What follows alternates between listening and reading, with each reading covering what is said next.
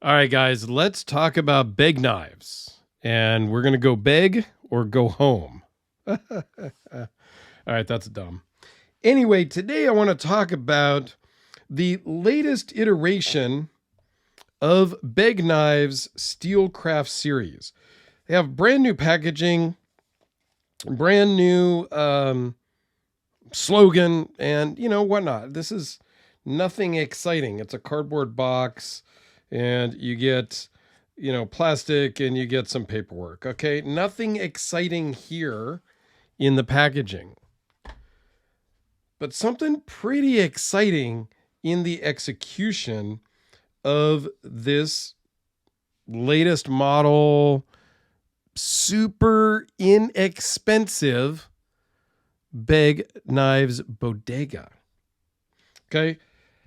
As you guys know, I am a big fan of Begg knives. Todd Begg, specifically, as well as Mark Begg at Begg Knives. And I'm not going to go into the drama. There was family drama. They're two separate entities now. You have Todd Begg Custom Knives in Texas, and you have Begg Knives, Mark Begg over here in California. And that's as far as we're going to go. I've been a fan and a friend of both of theirs for many years. I first got turned on to them like I did with the Hellraiser by your friend and mine, the one and the only Jim Skelton, when he did videos on this guy right here, Big Red, that used to be his. Life changed. He put it for sale. I had to buy it. I had to buy it, and I did. So now I own one of three in this configuration that they ever made. And I've talked to the other two owners. They've kind of shifted around, but anyway, I digress. And then I've got this one of one that Mark put together for me with the carbon fiber and G10 frame and the herringbone Damascus blade. And then I've got one of 20 in their engraved series. This is the Dragon Lady Bodega. And I have a matching Bugatti to this that I didn't bring out, but I've shown on Instagram and done videos on before. And it's a one of one Bugatti, the only black bladed Bugatti they did, and the only Dragon Lady they did. All right, so the shocker here is it's $120 on Blade HQ right now today at the time of filming, and they're available. And they have it in a couple different colors.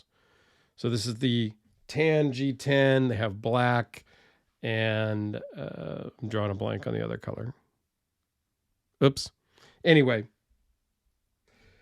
this thing is amazing. I've had their previous Steelcraft version before. The previous Steelcraft version was the same size as the original Bodega. As you can see, this one is slightly smaller in blade length and handle length overall. It's just slightly shrunken down. But the price is ridiculously shrunken down. Now, yes, these are, like all of their Steelcraft series over the years, are made in China. Previously, they were made by Riot and We. This current iteration of their Steelcraft series is made by somebody else. And I spoke to Mark on the phone the other day, and it's a closely guarded secret as to who is OEMing these for them. Because, well, I don't normally like that mentality.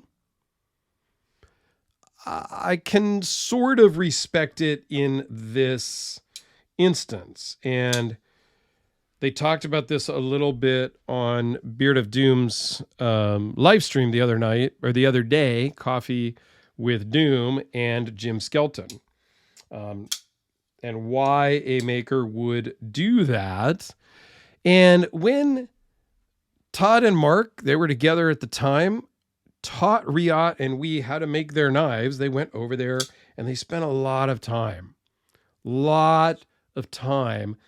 teaching them, going back and forth and working with those companies to perfect their Steelcraft Bodega, the Mini Bodega, the Glimpse, and Mini Glimpse. I think they did a Quaken version also. So they spent a lot of time on that. And then people would ask, hey, who's making these for you? And, oh, We is making these. And so then that designer and maker would go to We and get them to make their stuff too. Well, now We got so busy, Riot got so busy, they couldn't make Mark and Todd's orders.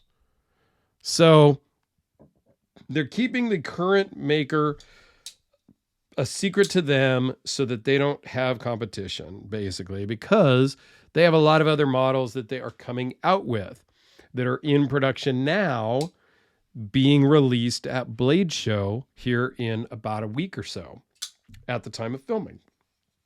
Now, I've talked to Mark. As I said, I talked to him on the phone the other day. And after Blade, I'm hoping to either drive out to see their shop, which I've been out there many times, so it won't be anything new, but to drive out there, meet with him, and pick up a box of stuff of all their new models that they're releasing at Blade so that I can film them, so I can share with you guys. Okay? It's, of course, the goal.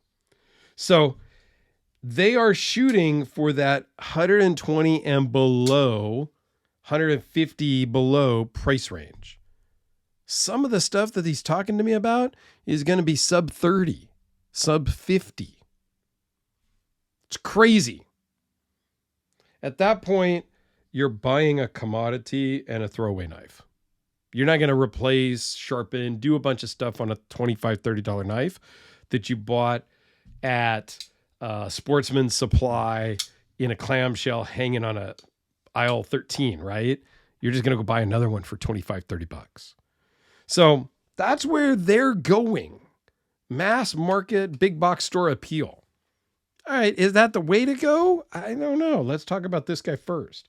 So it's 4 3/4 closed, 8 1/8 overall with a 3.45 inch blade. It is CPM D2, runs on ceramic bearings, weighs in at 5.8 ounces. It is very similar in construction and design as the originals. Okay. They didn't do the black fuller anymore. They hadn't done that in quite a while. They do have the ceramic ball here in the pocket clip, which denotes that it is ceramic bearings. So if you ever see the older bodegas with a steel bearing here on the pocket clip, that means it's steel bearings in the pivot. Okay, just a little tidbit there. One of their things is this proprietary removable, replaceable lock bar. So on the current bodegas here, the older ones, you take out these 3 screws and this whole lock bar is going to come out and you can replace it. You take out these 3 screws, this lock bar ain't coming out because it's not a replaceable, removable, floating, whatever you want to call it, lock bar. There is actually a liner that goes up underneath the G10 scales and indexes off the pivot to make everything align and for ease of mass production. Just something they learned as they are going through making this version. Okay. You got G10. You got G10 backspacer. It might be a steel backspacer. It is a steel lock bar, steel bent clip, ceramic pivots. The backspacer might be steel also. It's hard to tell. It feels more steel than it does G10. But you get the similar milling as on normal stuff. Get the Begg Knives logo there. Like, this is a home run. And that's not just because I am a fan of Begg Knives in general. I don't love the pocket clip. It works really well. I just, aesthetically, it's not what I'm used to seeing. So it's playing some tricks with my mind. I like the fact that it's slightly smaller. The Steelcraft series, they did do a mini bodega, which was about yay big. Ergonomically, it sucked in the hand. It was hard to flip. Like, it just didn't work. I had one for a minute because it matched my full-size Steelcraft Bodega, but I sold it because it just didn't work. And I've since sold off all of my bodegas, all of my Beggs for the most part. I just really kind of changed directions, and I still have several here, as you saw at the beginning, but they're more special, sentimental versions. I didn't keep every just normal Begg knife that I had. So, do I like the direction that they're going? I don't know. It's yet to be seen. I'm not sure. Because I'm such a big fan and a collector of their higher end stuff, and Todd is still making custom bodegas. I've handled a couple at the show.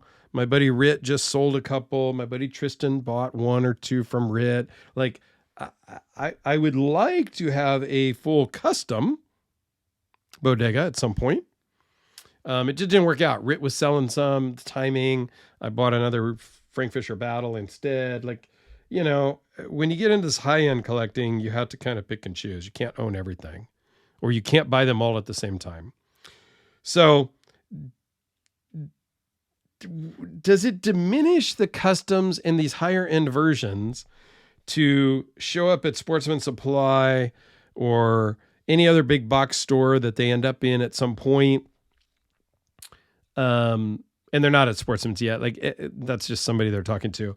Like, does it diminish the higher end ones when you can pick something up that's hanging on aisle 13 for $30, $40?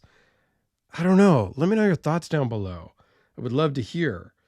I have no problem with whoever is making these because they're making them phenomenally.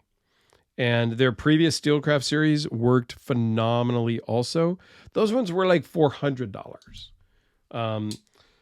We don't want to talk about what I paid for these ones. Yeah. This, when it was new, was like $750 back in the day. Jim sold it for a little more than that. And this one was like $2,000 back in the day when they were new. Just to give you some examples, right? This was a one-off one, so I can't really compare that pricing. But they did make more than 3 of these. They call the bubble inlay. They only made 3 in red, but the black ones and the carbon fiber ones and all that, they were in that $750 when they first came out. If you guys are remotely interested in a bodega, go check out Blade HQ. I have no affiliate with them. I have no nothing. They don't even know I exist other than I've bought a few things, so they probably have my name in the computer.